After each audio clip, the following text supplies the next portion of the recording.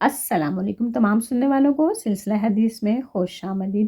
آج ہم بات کریں گے صحیح بخاری کی حدیث نمبر 20 کے بارے میں، جس میں حضرت عائشہ صدیقہ رضی اللہ تعالیٰ عنہا نے رسول پاک صلی اللہ علیہ وآلہ وسلم کی ناراضگی کا ذکر کیا ہے کہ نبی پاک صلی اللہ علیہ وآلہ وسلم ایک مرتبہ صحابہ کرام رضی اللہ تعالیٰ عنہ کی ایک بات پر اس قدر ناراض ہوئے کہ آپ صلی اللہ علیہ وآلہ وسلم کے چہرہ مبارک پر غصے کے آثار ظاہر ہونے لگے۔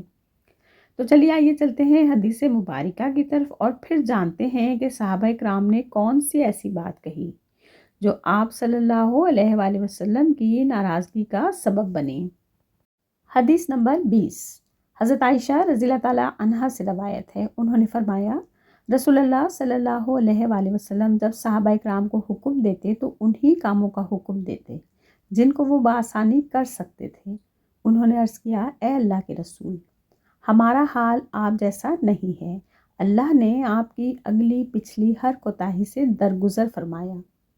یہ سن کر آپ صلی اللہ علیہ وآلہ وسلم اس قدر ناراض ہوئے کہ آپ صلی اللہ علیہ وآلہ وسلم کے چہرہ مبارک پر غصے کا اثر ظاہر ہوا۔ پھر آپ نے فرمایا، میں تم سب سے زیادہ پرہیزگار اور اللہ کو جاننے والا ہوں۔ دراصل صحابہ کرام رضی اللہ تعالیٰ عنہ کی خواہش تھی کہ نبی پاک صلی اللہ علیہ وآلہ وسلم انہیں دین کے معاملات میں اور عبادات وغیرہ کے معاملے میں زیادتی کا حکم دیں، تاکہ ان عبادات کے ذریعے، ان دینی کاموں کے ذریعے ان کے ماضی کے گناہ اور ہر طرح کی غلطیاں کوتاہیاں بخشی جائیں۔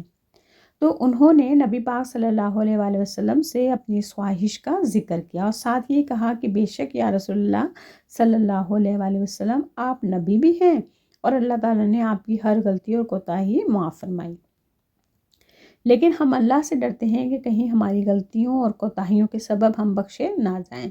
تو نبی پاک صلی اللہ علیہ وآلہ وسلم نے کہا کہ میں تم سب سے زیادہ اللہ سے ڈرنے والا ہوں اور اللہ کو بہتر جاننے والا ہوں۔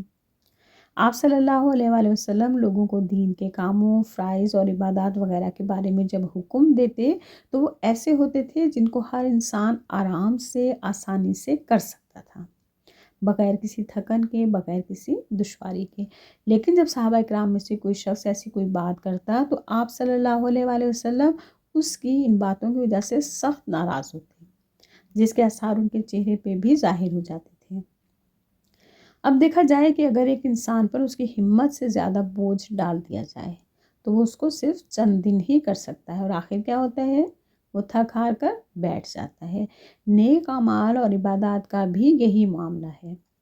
نبی پاک صلی اللہ علیہ وآلہ وسلم نے اسی وجہ سے صحابہ کرام کو کہا کہ میں تم سب سے زیادہ اللہ سے ڈرتا ہوں اور اللہ کو جانتا ہوں، یعنی اللہ نے تم لوگوں کی طاقت کے مطابق ہی تمہیں ان اعمال کو کرنے کا حکم دیا ہے۔ لہٰذا کوئی بھی نیک عمل اگر خالص اللہ کی رضا کی خاطر اور عبادت دل سے کی جائے تو اللہ تعالیٰ اس کو بہت پسند کرتا ہے۔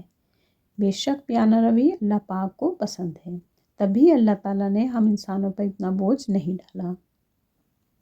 بس اللہ سبحانہ تعالیٰ سے یہی دعا ہے کہ اللہ تعالیٰ ہم سب کو دین کی صحیح فہم عطا فرمائے اور دین پر عمل کرنے کی توفیق بھی عطا فرمائے، آمین۔ اگر ویڈیو پسند آئے تو لائک اور صدقہ جاریہ کے طور پہ شیئر کرنا نہ بھولیے گا، اور اگر چینل پر نئے ہیں تو براہ مہربانی چینل کو سبسکرائب کرتے جائیے۔ اس کے ساتھ ہی اجازت دیجیے، انشاءاللہ پھر ملتے ہیں۔ اللہ حافظ۔